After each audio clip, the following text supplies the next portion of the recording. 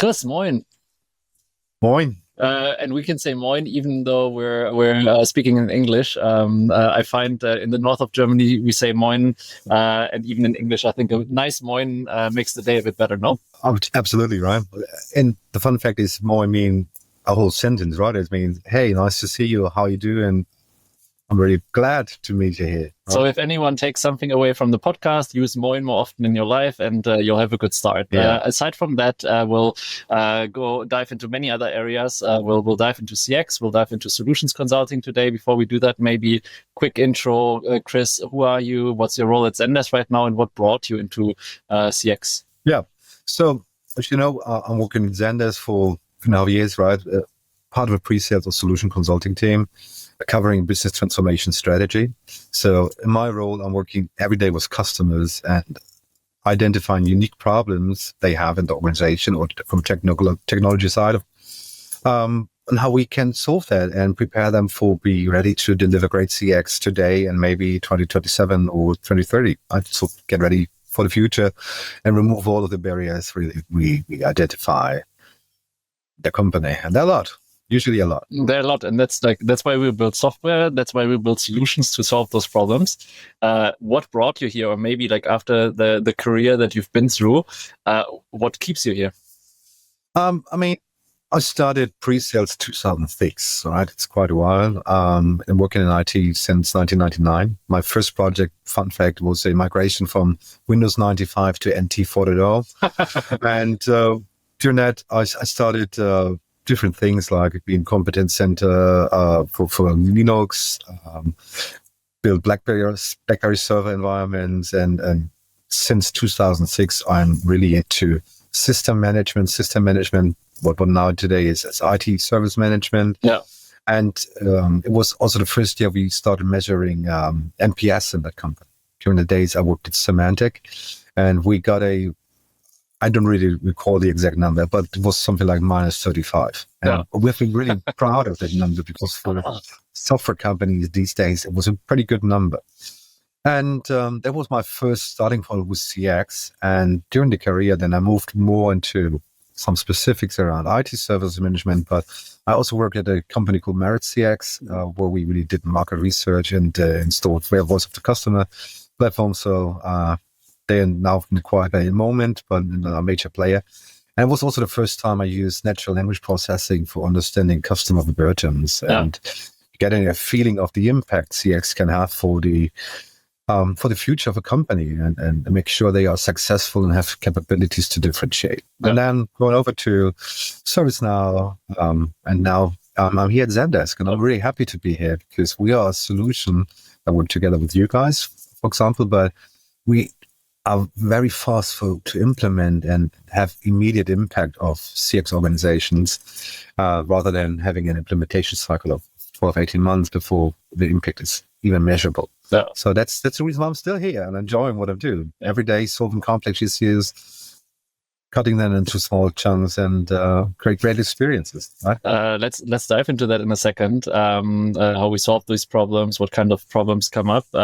Before we do that, we have a bit of we're at CX Festival right now. Like you don't have fire by chance there, right? You can see here, it's a fireside chat at the campfire here. So, and as a special, we've got a little game here. So it's Cards Against Complexity. It's like Cards Against Humanity for everybody who needs a brief introduction to the game. It's basically one card that has a sentence in there. I'll read it out. And there's a gap. We'll have to fill this gap. And there's 3 cards that are options how you can fill the sentence. You'll have to pick one. I really need to choose one. You need to choose one. You can make up one. You can consider. You can tell me why. But in the end, we'll have to choose one. Okay. I'll open the cards. You should see them in your screen there. So minutes before presenting your new product roadmap, imagine you're at the customer setting, new Zendesk product roadmap, exciting things happening, I think, this year that are on the roadmap. The top executive on the client side requests something and you implement it. What is it that they request and what is it that you implement? It's a feature that automatically closes all open tickets at 5 p.m. every day. A button that lets users escalate the tickets directly to the CEO's phone. or a tool that sends a mariachi band, that's a small Mexican band, to a client's office whenever a mission critical ticket is solved. Ooh.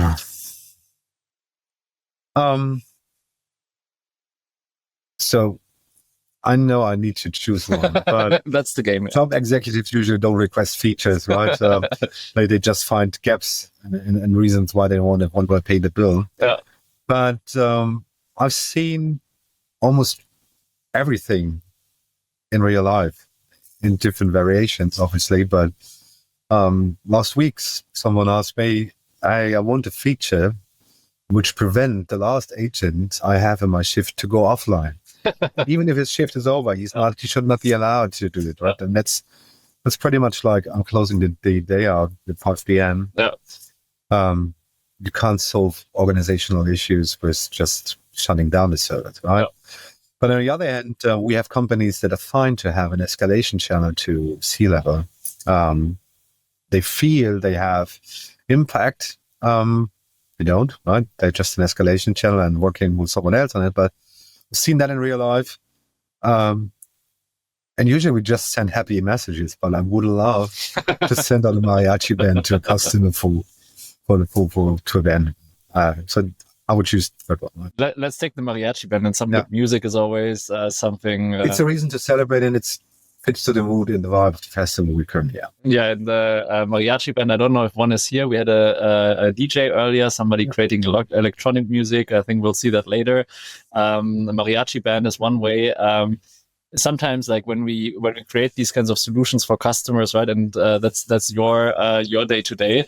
I feel sometimes there's the moment for this band. Like you're working on a problem that's really difficult to solve. Hours, weeks.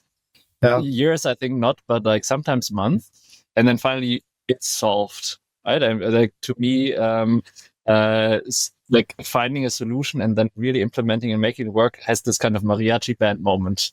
It has, and the sad part of the story is for the people who are requesting the service and the solution is fixed for them, then the communication drops, right? You will not get a feedback sometimes, or you get even a worse thing like a mediocre rating, right? Just 2 stars because the solution took 4 weeks to take place. Yeah.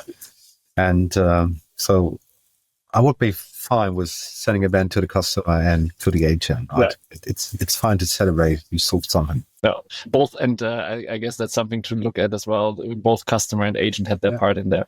Now, that's solutions for the day-to-day work in an agent's life and the customer's life. But then to make them successful, I mean, that's what Zendesk as a solution, as a software platform, but also as a team, I think, behind enables people to do. Like, tell us a bit more about the kinds of, like you said, you love solving those problems with customers, with your clients.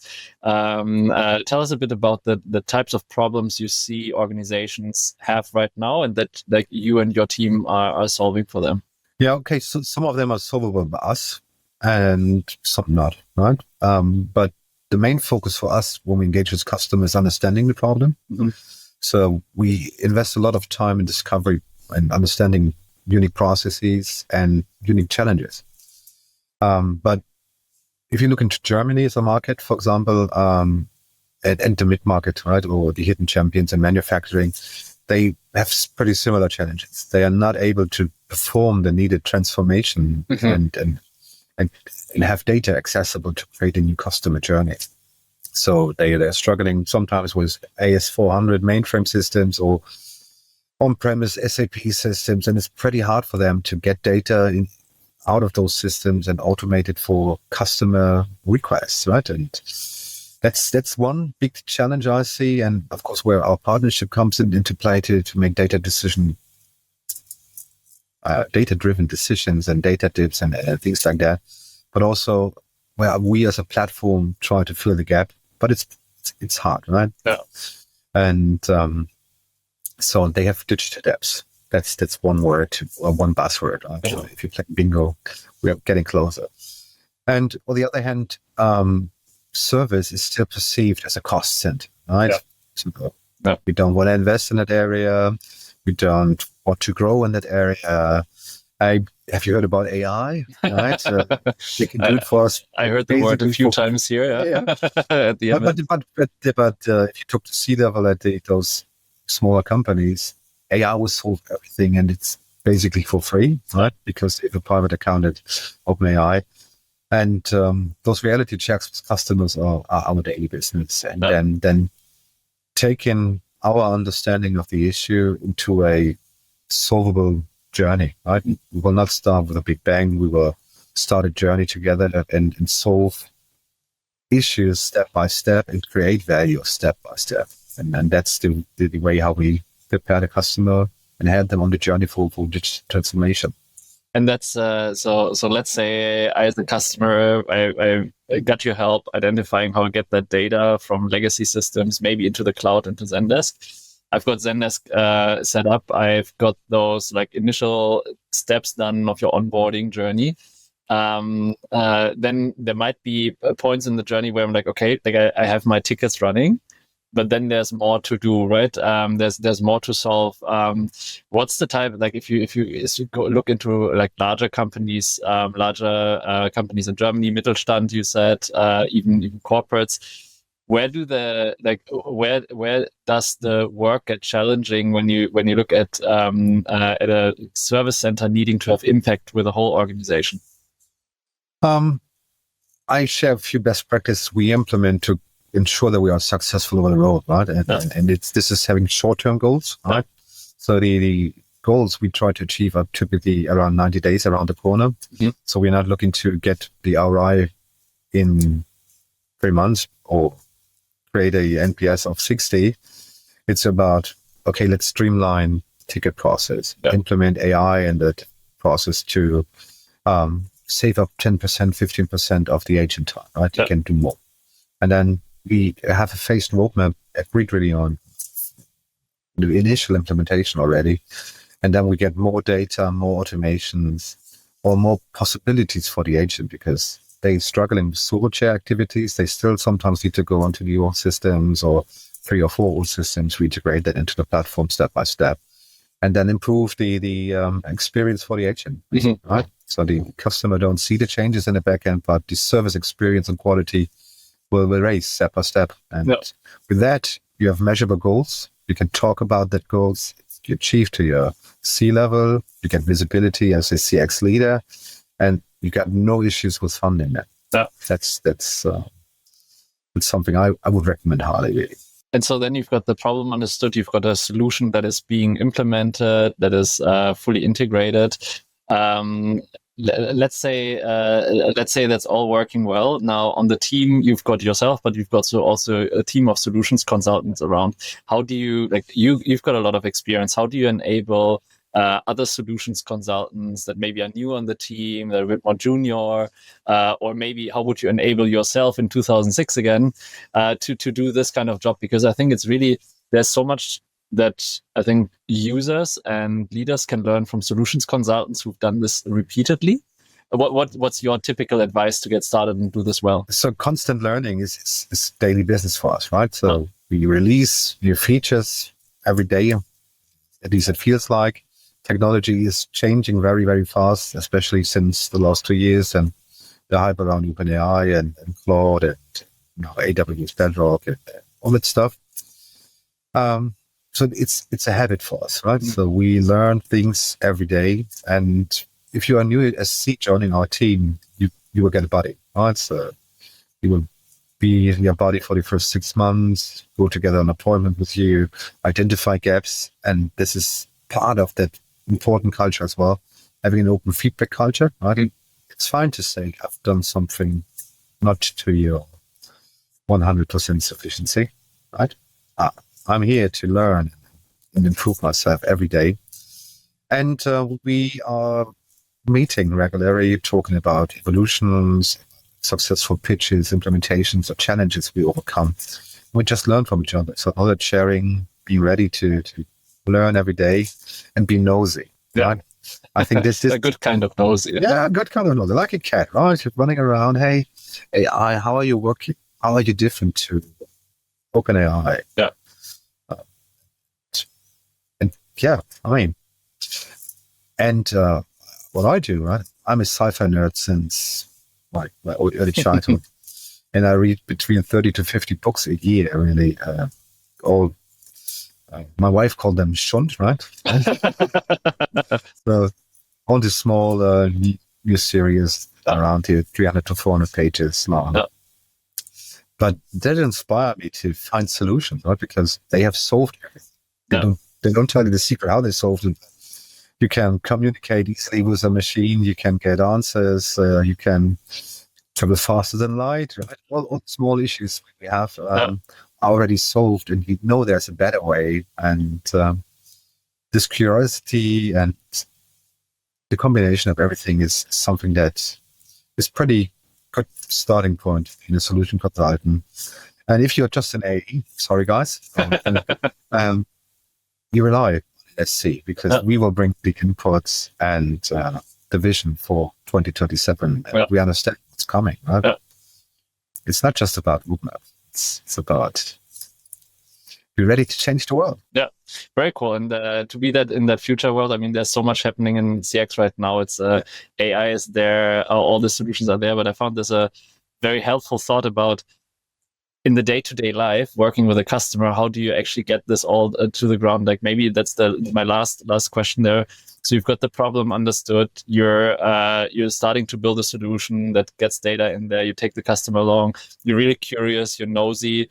You maybe even inspire yourself in the future in sci-fi or whatever you take, but you take that kind of curiosity. Now you go to the client, they take it up.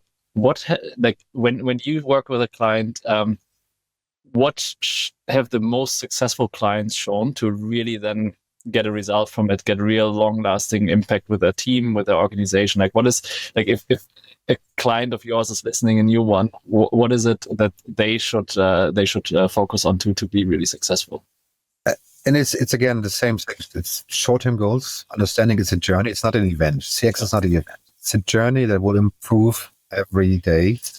And you need to question every day, do I still doing the right thing? It seems to be right 6 months ago.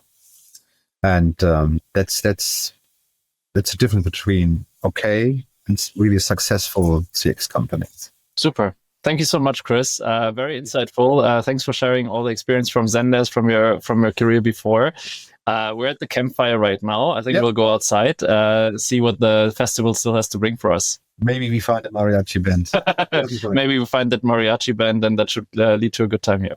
Cool. Thank you very much, Chris. Awesome. My pleasure.